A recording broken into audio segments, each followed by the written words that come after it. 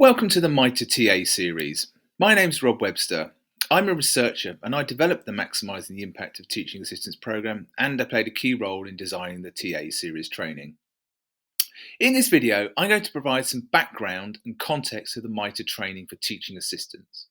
We'll take a look at just how essential TAs are to what happens in schools day by day, and we'll consider how MITA helps boost and enhance TA's impact on pupils. I'll start by setting the scene and looking at what the research says on TA deployment and impact, and what schools can do to apply this evidence. I'll outline the broad MITA approach and especially how this training fills an important gap in TA's skill sets.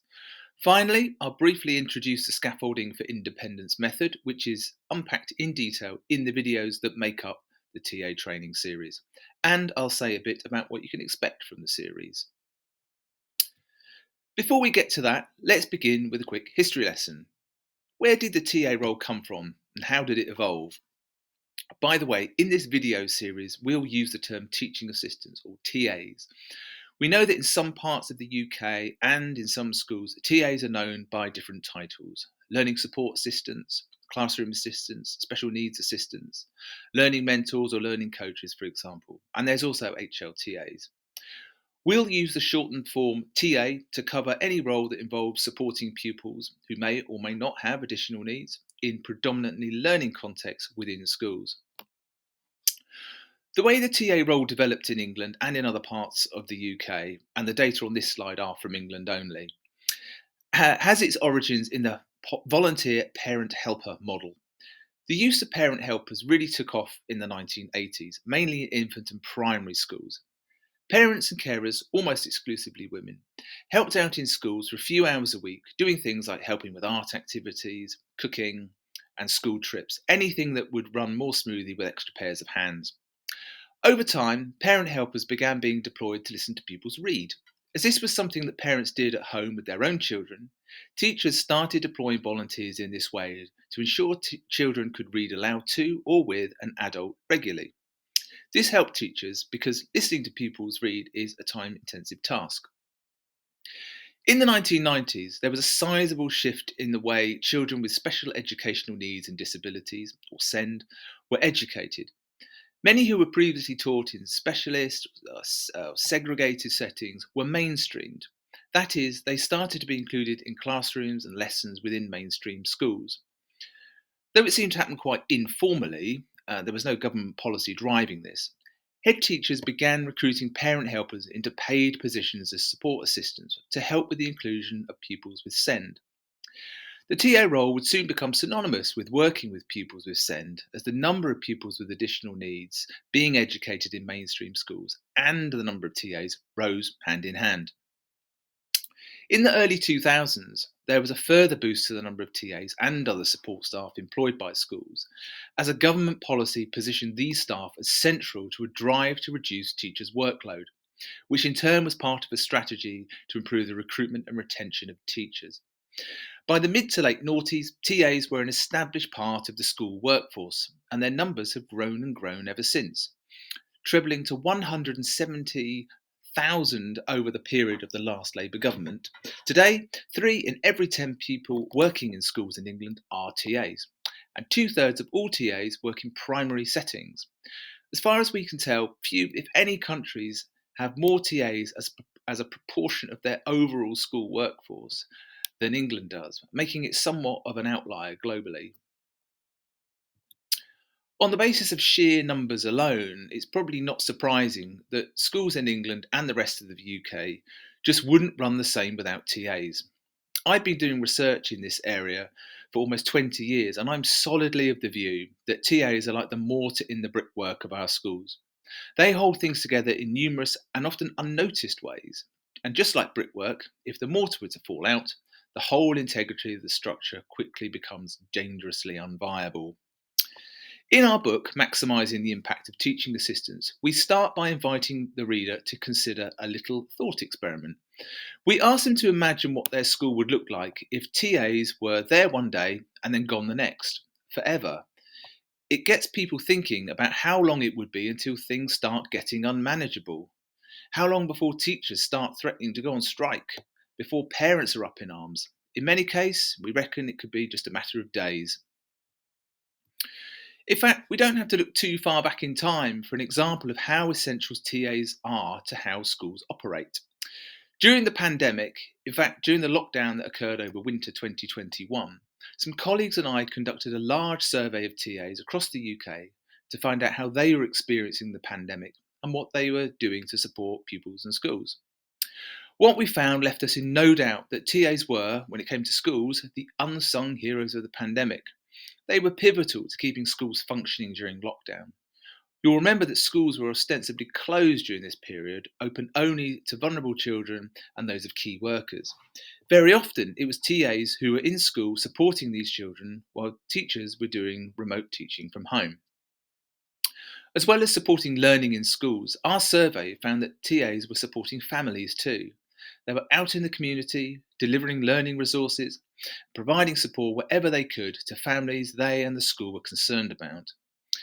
Some follow up research in 2022 revealed that TAs were continuing to provide informal support to families post pandemic. It seems some parents were continuing to rely on TAs as we moved into another crisis prompted by a rise in the cost of living. We concluded that it is hard to see how schools could have managed during the pandemic without TAs. The pandemic was an important and interesting context in which to consider the role and the impact of TAs, but it's also an extreme one. So next, let's have a look at what the research tells us about the role and impact of TAs in more conventional circumstances.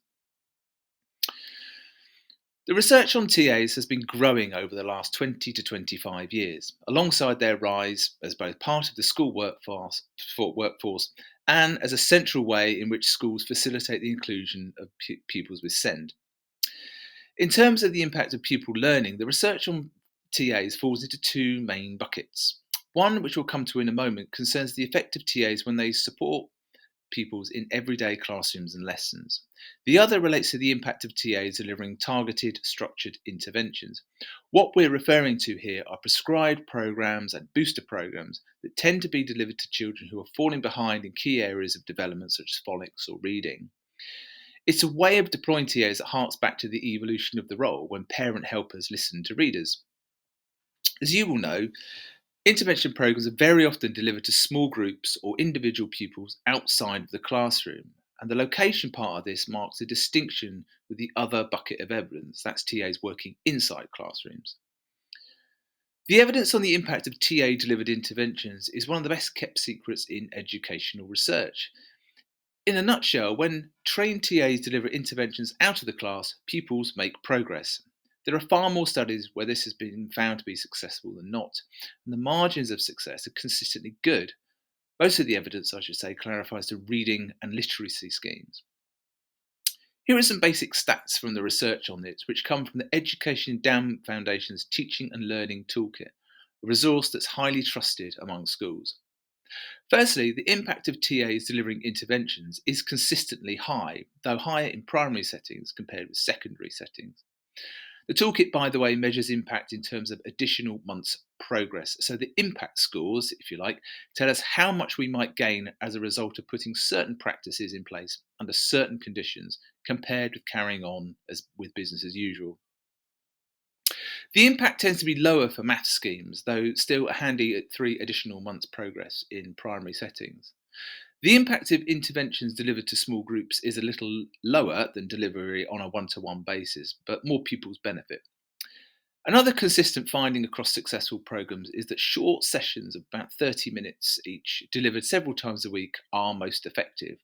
So all in all, it's a positive story of TA impact and probably one about which not enough noise is made. But what about the other arena of evidence? This, remember, is about the impact of TAs supporting learning in everyday classrooms, which is how the majority of TAs spend the majority of their time. The EEF toolkit says that impact here is a lot lower than it is for TA-led interventions. However, it is very clear why this is. It turns out that the reasons for the more limited impact in classrooms has a lot to do with the decisions made about TAs and not by TAs. We're going to look at this in more detail in just a second, but it's worth adding here a word about support for pupils who have SEND, specifically those who have an education, health and care plan or a similar support plan. Many TAs work in a one-to-one capacity supporting an individual child with a plan, and some of you may be curious about the impact of this form of TA deployment.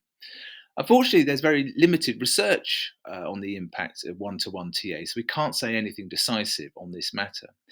This may have something to do with the bespoke nature of plans and the unique profiles of the children that have them.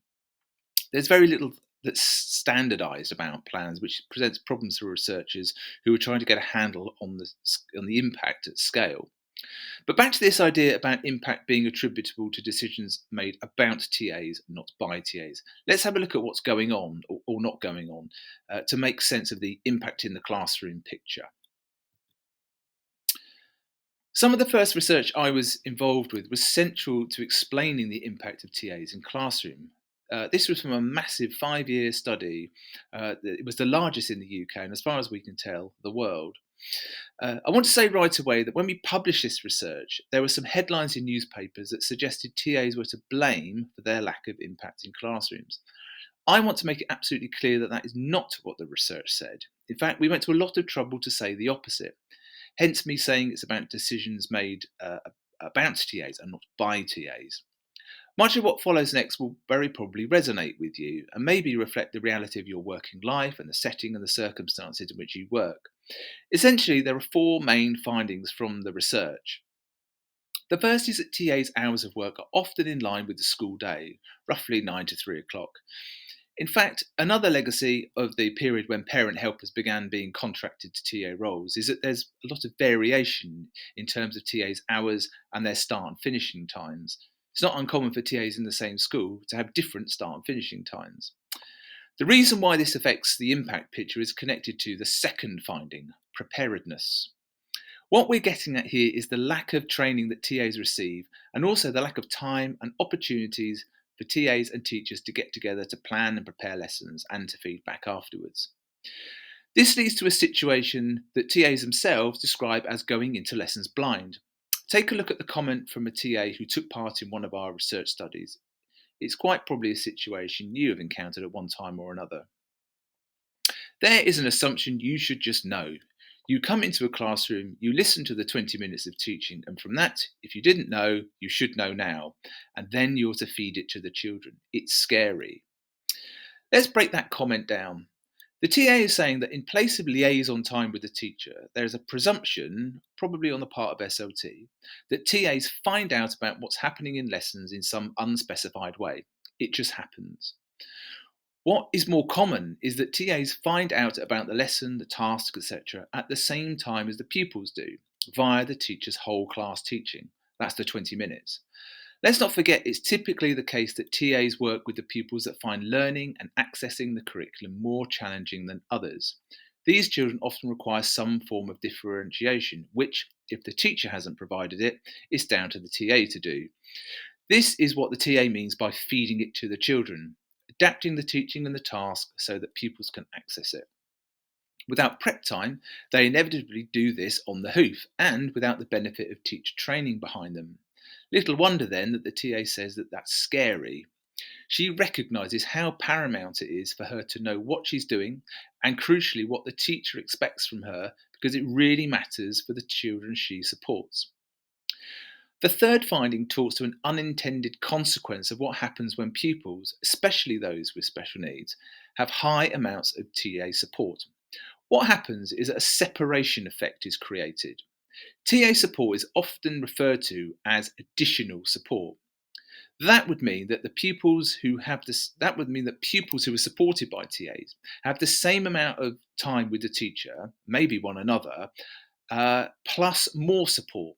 In reality, this would likely mean that the school day would be longer for them, but of course that's not the case. What's actually happening is that the support and time these children are getting with a TA is an alternative to the support and the time they might get with a teacher. It replaces time with the teacher. Given what we've said about the impact of TAs delivering structured interventions, you can make a case for this being a worthwhile trade-off in certain circumstances. What's more of a concern is the somewhat routine way in which time with the TA, as a default form of support for those with SEND, cuts across time with the teacher, which from an educational equity point of view is important. Now, this is not a criticism of what TAs do. It's simply to say that children who struggle with their learning should have at least the same amount of time with the teacher as their peers do, arguably more time. But the evidence is quite clear that the opposite is the case.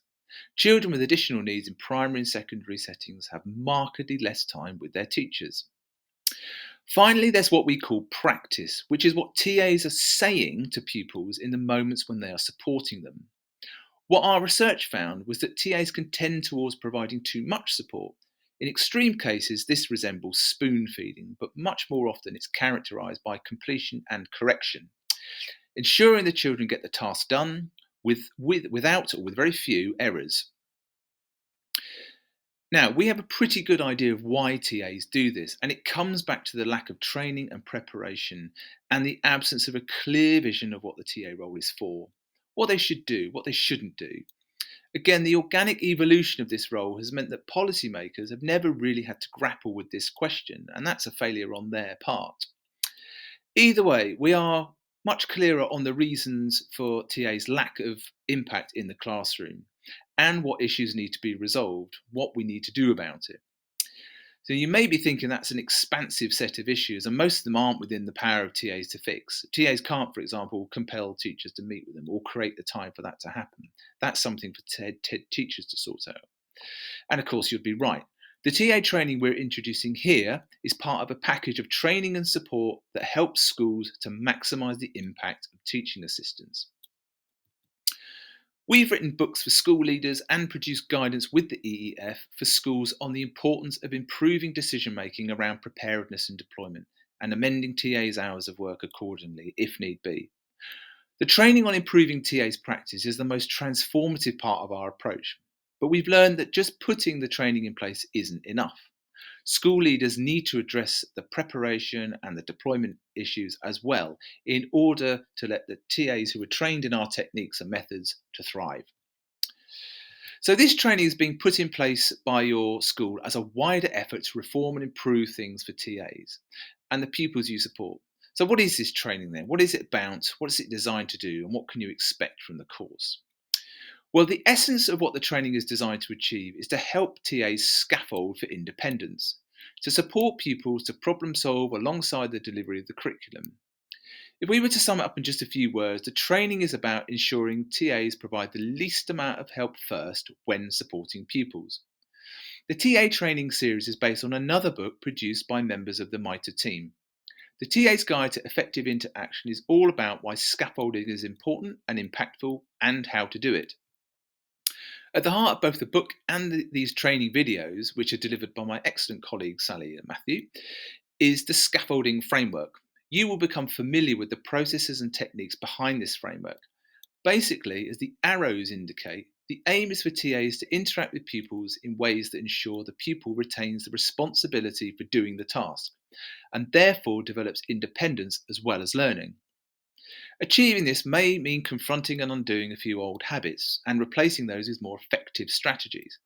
The good news is that most of you will probably recognise some of these strategies and you may be using some of them already. We're not asking you to completely change your practice. This is about honing the effective parts of what you do and making your individual practice more consistent and the practice across your TA team more consistent. So, given where we started in terms of the evidence, you may well be wondering whether this training works. Is there any evidence that it makes a positive impact?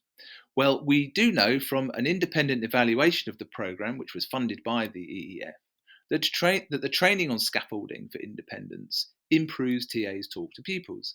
TAs do more of the helpful kinds of prompting that are strong features of our technique and much less correcting, i.e., doing too much with pupils. And importantly, it improves pupil engagement so they are working towards greater levels of independence with confidence. Finally, then, what can you expect from the course? What does it cover? What will you learn? Well, you'll learn about key parts of learning theory and specifically the scaffolding theory and processes the MITA approach is rooted in. This is robust and evidence-based, so you can have confidence in it. You'll learn how to become an expert scaffolder, how to break down learning activities into mini goals. We'll cover exactly what those are in one of our videos. You'll learn how to apply the scaffolding framework when working with pupils, and the videos provide lots of practical examples and activities, which you might do individually or if you're watching as part of in school training as a group. These will help you get to grips with and practice the techniques. TAs have a lot of face time with pupils, but it's not always quality face time.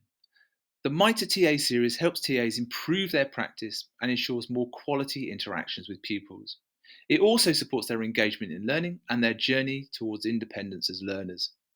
It also does something else we think is important too. It helps to give TAs a specific role and purpose and make a contribution attuned to their unique position in schools. It goes some way to help forge a professional identity for TAs. It's a way for schools to recognise and codify TA's essentialness. We think this is long overdue and something TAs and schools need and deserve. More than that, we hope that as part of the wider work your school is undertaking in relation to MITA, TAs are encouraged to play a meaningful part in the conversation with SLT and teachers about constructing and developing the TA role going forward. So, welcome to the MITA TA series. We hope you find it stimulating, interesting, enjoyable, and that it helps you to maximise your impact.